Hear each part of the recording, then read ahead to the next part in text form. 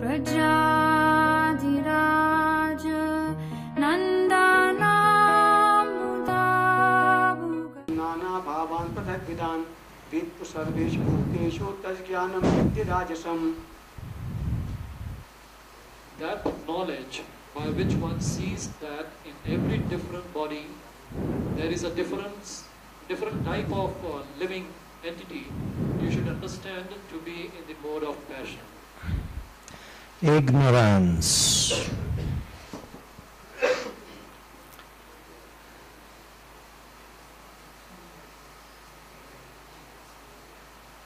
Yattu Krishna Yat Ekasmin Vad Ekasmin Karye Saktam Ahetukam Atatvartha Yat Vad Alpam Cha Tat Tamasam Udaratam. And that knowledge by which one is attached to one kind of work as that all in all, without knowledge of the truth, and which is very meager, is said to be in the mode of darkness. Okay, so again, so Sattva Guna, we could say, is really about unity in diversity, an undivided spiritual nature seeing in all living entities, although they are divided in innumerable forms. Okay?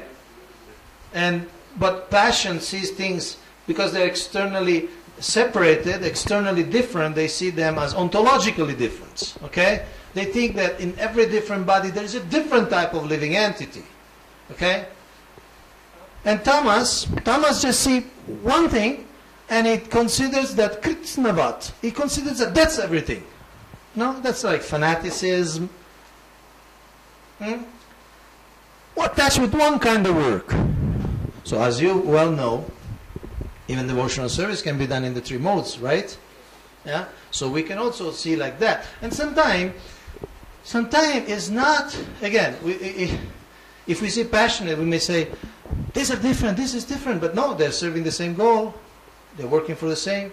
Srila Prabhupada, Krishna is not stereotyped. Devotional service is not stereotyped. Srila Prabhupada's instructions are not stereotyped. Srila Prabhupada had many fields of activity. Srila Prabhupada had many different goals, many different aspects to develop. Srila Prabhupada wanted farms. Anybody has any doubt that Srila Prabhupada wanted farms? Anybody has a doubt? Okay.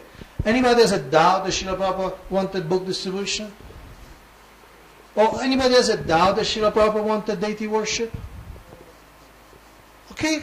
So, then, somebody who is in Tamas will take one and say, no, Prabhupada said this, Prabhupada this, he said it's the best, and it's the most, it's the highest,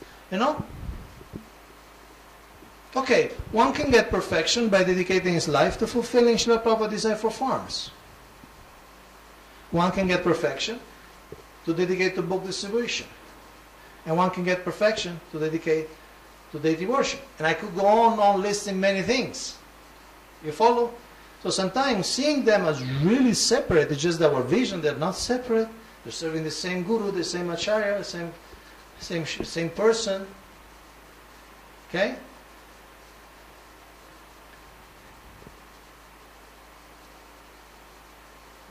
Okay, so I'll just finish this PowerPoint and we'll take a break, okay? And this is a light part of this PowerPoint. We can come to appreciate each other's contribution to a healthy polarity. Please raise your hand if you add this experience during your debate. By presenting one and by hearing the other one twice, you had come to some appreciation that, well actually unity is not that bad, or well, actually diversity is not that bad. How many of you have this experience? Okay, so it's quite a common experience. Now, okay, this is subtle. Leaders can get caught in the tyranny of the or. I'll explain. The tyranny of the or is the belief that they cannot live with two seemingly contradictory ideas at the same time. That one can have change or stability, low costs or high quality, but you can never have both. So it is called the tyranny of the or, because it's like a despotic dictatorship on our mind. We really think it's impossible to have both. It's either or. Okay? That's why it's called the tyranny of the or. So what's the alternative? Successful, visionary companies all operate in what they call the genius of the end. The ability to embrace both extremes of a number of dimensions at the same time. Instead of choosing between A, B, they figure out a way to have both A and B. Okay? So when we are talking about unity and diversity in community building, some people, they're blocked. Do we go for A or do we go for B? And some people say, no, we should go for A and for B. Okay? And I hope you make this choice in the future. Okay, let's take a 10 minutes break, or we want 15? Who votes for 10? Who votes for 15? Okay, 15 minutes break. And some of you are still not here. Is this unity or diversity or mutiny? Mutiny in diversity? Or maybe you're just fried, 3 days with me and 4 days. Just you're counting the minutes until, it's over. Okay. Okay, but because you're here, I had to honor your presence, and therefore I will switch on this with the help of Prabhu. And you can see, it's mildly funny, but also quite revealing. Is it coming? Okay. So this is mildly funny, but it could be instructive. There are contradictory sayings, now proverbs or cliches that we hear a lot of times, and they have values in themselves, but actually they're completely contradictory. But they have value. It's not that they're false. Let's try. Okay? Contradictory sayings. These following conflicting cliches demonstrate the difference between part truth and the whole truth. Each cliche has wisdom and insight. However, it should be embraced with its complementary opposite. Okay? Huh? Cliche? Oh, cliche? Cliche means something which is very commonly said many times. You could say a proverb or a saying. Huh?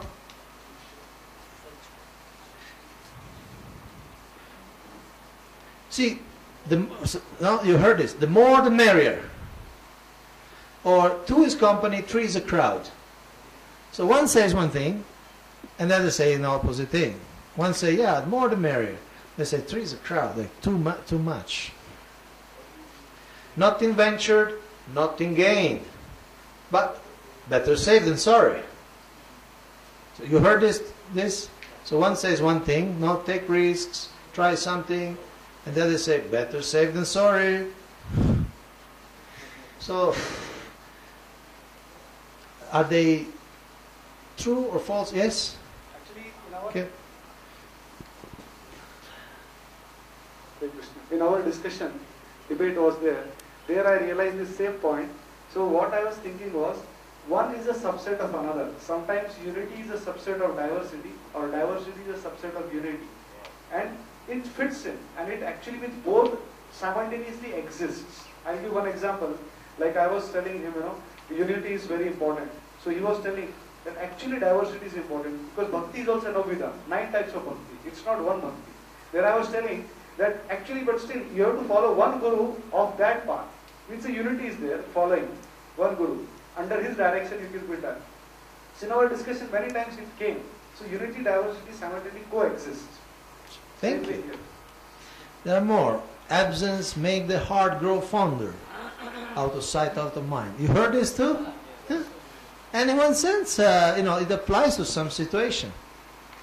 And doesn't apply in other situations. If at first you don't succeed, try and try again. Don't beat a dead horse. The pen is mightier than the sword. Actions speak louder than words. Good things come to those who wait. The early bird catches the worm.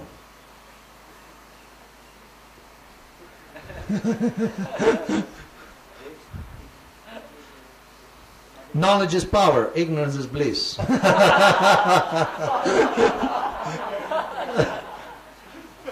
Look before you leap. He who hesitates is lost. Two heads are better than one. If you want something done right, do it yourself. Great minds think alike. Fools seldom differ.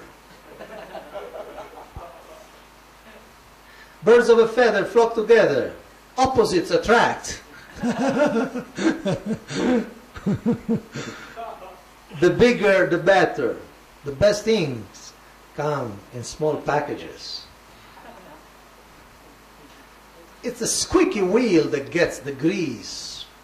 The nail that sticks out gets hammered.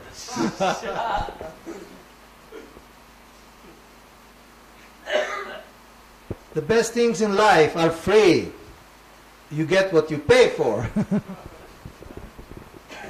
You're never too old to learn, but you can teach an old dog new tricks. Many hands make light work. Too many cooks spoil the broth. Okay, so this was the presentation. See, the GBC strategic planning team once sent me, they appointed me to go and meet a scholar. His name is Massimo Introvigne. He's from Italy. That's why also they sent me, because we spoke in Italian. He's the founder, president of a group. It's called Center for the Study of New Religion, New Religious Groups. And so I went to Italy, to Turin, to his place. I took an appointment, and we spent 3 hours together. And I was asking about different issues of organizational development, organizational structure in different religions. And so we were talking about different structures and which one, different. I'll give you an example. He said that religious groups generally, they structure themselves there are two extremes. One is the centralized. That means really all the money goes to the central thing. The center decides what projects. The center for the whole world. Something like, let's say, the Mormon Church in Utah. They really are quite centralized. They decide what temples to build in the year, where.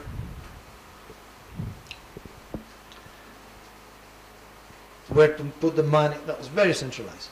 The other one is what they call technically congregational. Not in the sense we use. Congregational in the sense every congregation, every branch is completely separate. Basically, they have almost no centralization.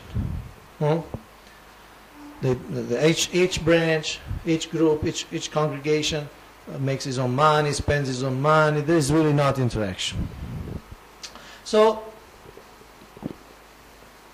he was sharing different of his insights, experience, and he said that his experience, okay, he's a lifetime of studying religions. He wrote many books. He worked with ISKCON in different instances. He gave the course. He gave seminars in the ISKCON convention, so he knows the ISKCON everything. So he said that it's good to have diversity on the ground because different people will be attracted to different